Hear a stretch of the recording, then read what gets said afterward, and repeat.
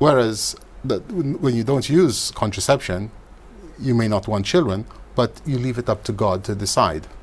But then there are those who would say that we practice, even without using barrier methods, but we practice the rhythm method and we practice all sorts of other things.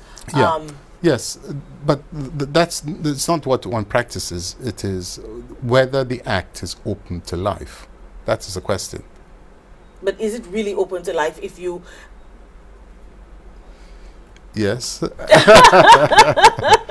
Okay. The rhythm method has been superseded decades ago. No, we're talking about natural family planning, and in natural family planning, we're able to know even to the hour when a woman ovulates. In other words, when the egg is released. We know that because we have the technology to do it.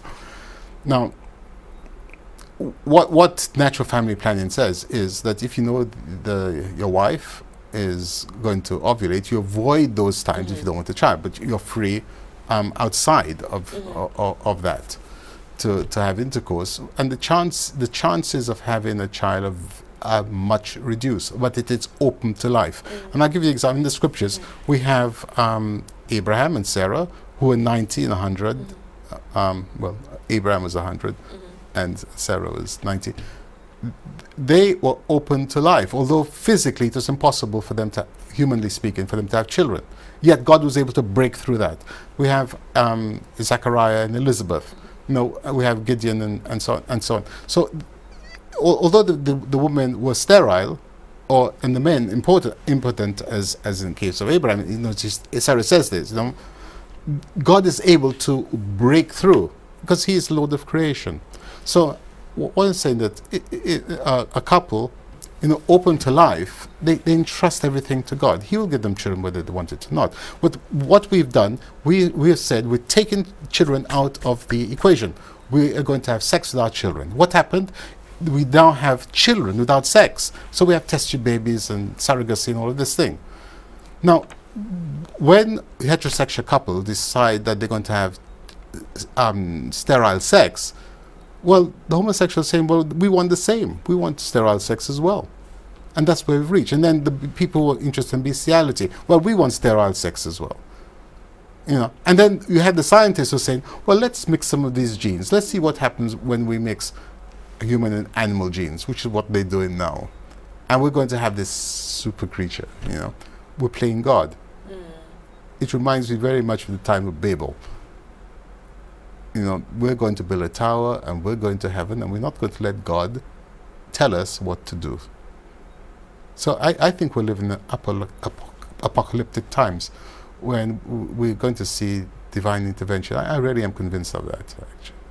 We'll see divine intervention. Do you think that'll, going back to the same-sex marriage, do you think that now that it has been legalized, do you think that we'll be seeing a resurgence of polygamy and bigamy, and where a man can say, well, I want both a husband and a wife? Yes, or we've already seen that. In fact, there's a couple who, there's a man in Minnesota, I believe, who has said, he says, I'm very glad with the Supreme Court's decision, because they decided the happiness of the people supersedes everything.